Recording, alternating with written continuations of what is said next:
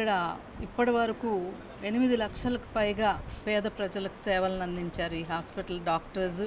చాలా Nobel team ఉంది ఇక్కడ. కమిట్మెంట్ తోటి చేస్తున్నారు పేద ప్రజలకు.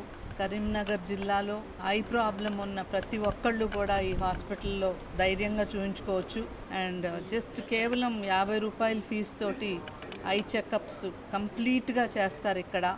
ఈ హాస్పిటల్ ఇంకా లయన్స్ క్లబ్ ఆధ్వర్యంలో జరుగుతుంది.